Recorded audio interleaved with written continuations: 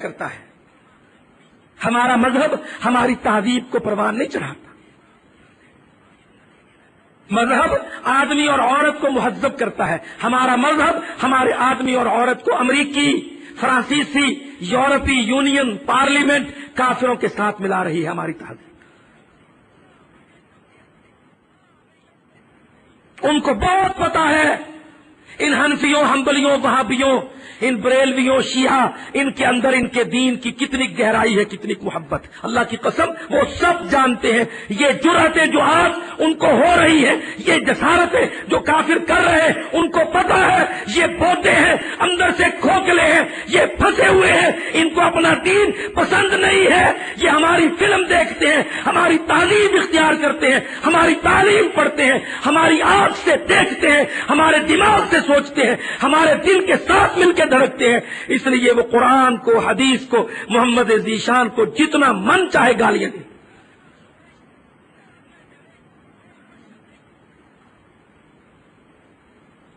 دیکھ لو 56 مسلمان ملکوں میں، پارلیمنٹوں میں، اسمبلیوں میں، ایک دو نہیں 56 افریقی ملک، خلیج کے ملک اور ترکی اور پاکستان.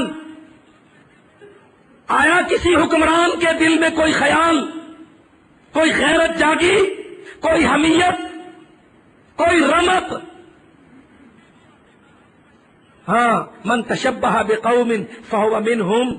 جو کسی قوم سے مشابہت کرنے لگتا ہے اللہ تعالیٰ دھتکار دیتا ہے کہ جا، تجھے میری شریعت، میرا چوائس، میرا سٹینڈرڈ، میرا کرائیٹیریا، میرا ماڈل تجھے پسند نہیں.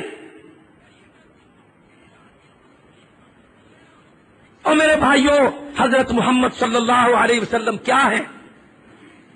کیا معنی ہے محمد رسول اللہ کے؟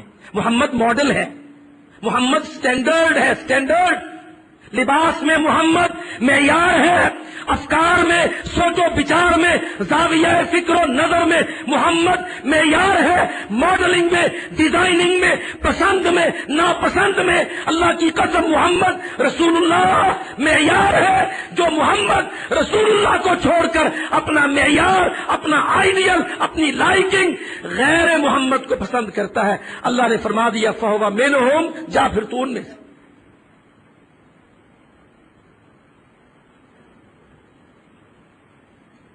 وَمُحَمَّدٌ فَرْقٌ بَيْنَ النَّاسِ.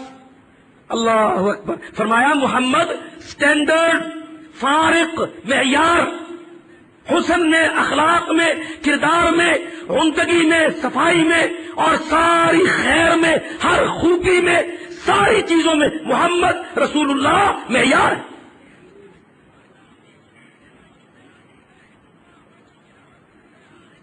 ہماری تربیت کے نقص، ہماری دینیات کے نقص،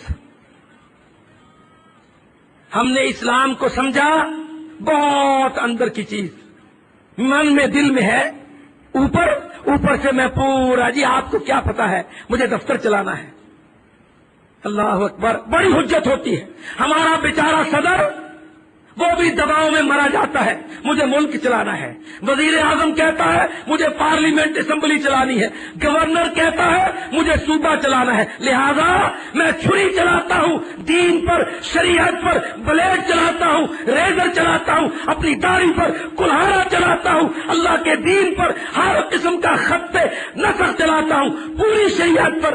پھر کیا چلایا تم نے؟ پاکستان کو، افریقہ کو، مصر کو، خلیج کو چلا لیا تم نے.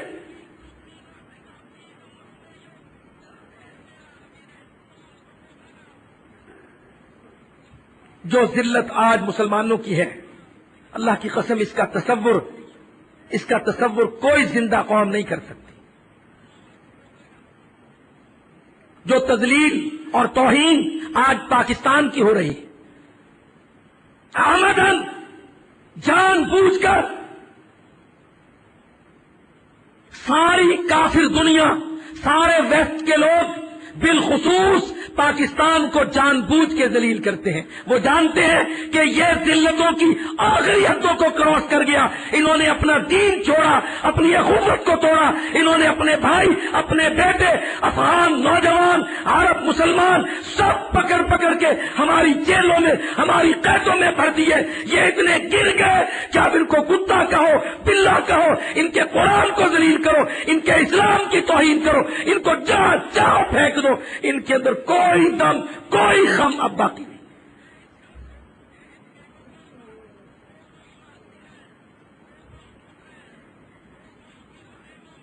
یہ کوئی مبالغہ یا جذباتیت کی بات نہیں ہے. یہ وہ حقیقت ہے, ننگی حقیقت, جو ہم کھلی آنکھوں سے اپنے سامنے دیکھ رہے ہیں. اور بے بسی کی انتہا ہے. کوئی بول نہیں سکتا. دل میں کیا بت بیٹھ گیا ہے, کیا شرک دل میں گھس گیا ہے. امریکہ بہت بڑا ہے, اس کے سامنے ہم نہیں بول سکتے. ہم تو اس سے کوئی مطالبہ بھی نہیں کر سکتے. معمولی سا احتجاج ہے جو ہم ایک ریزولوشن اسمبلی میں پیش کر کے ریکارڈ کروا دیں, جناب ذلت معاف, امریکہ بے ایمان, ہم تمہارے دربار میں اپنی ساری ذلتوں کی بھری یہ ایک قرارداد بھیج رہے ہیں, تم ہمیں ایسے ذلیل نہ کرو, اتنا ذلیل نہ کرو. ان کی مرضی آئے وہ مان لے, ان کی مرضی آئے وہ اس سے بھی زیادہ ذلیل کرے.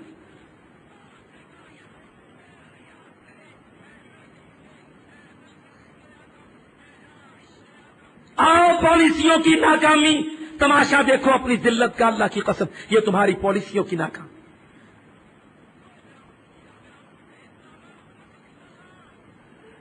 اور میرے بھائیوں, طاقتیں ہمیشہ کافروں کے پاس رہیں, پر اللہ کی قسم قوتیں, غیرتیں, جرأتیں ہمیشہ مسلمانوں کے پاس.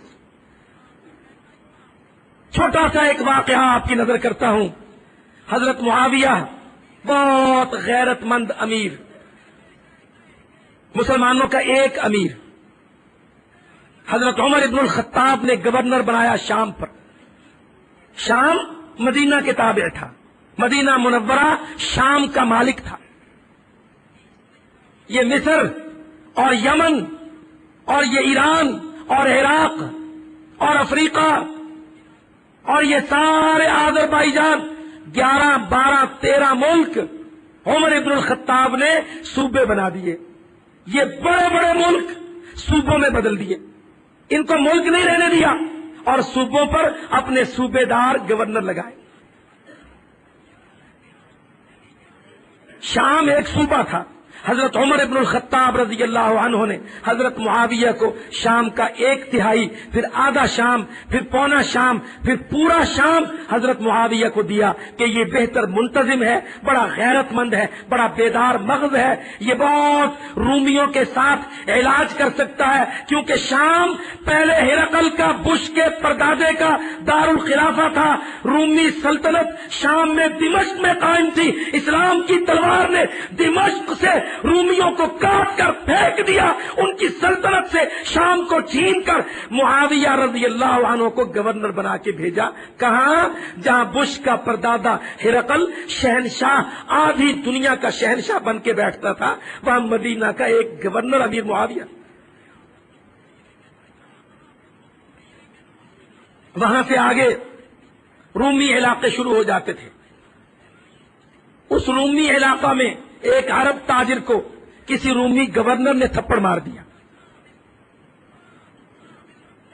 ایک رومی گورنر, اس نے اپنے دارالسلطنت میں, اپنے صوبہ میں ایک عرب مسلمان تاجر کو ایک تھپڑ مار دیا. وہ تاجر وہاں اکیلا, بے بس, کوئی فوج لشکر نہیں. اللہ اکبر, منڈی بازار تھا. رومی گورنر نے کسی بات پر جھگڑا کر کے اس مسلمان عرب تاجر کو تھپڑ مارا.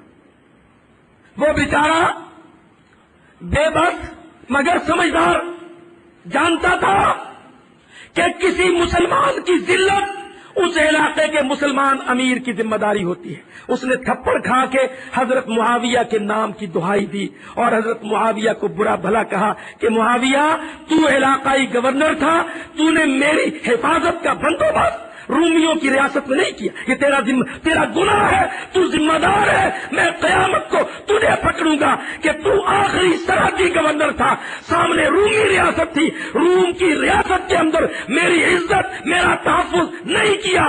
مسلمان گورنر معاویہ, یہ تیری ذمہ داری ہے, یہ تیرا نفس ہے. میں قیامت کو اللہ کے دربار میں تجھے پکڑوں.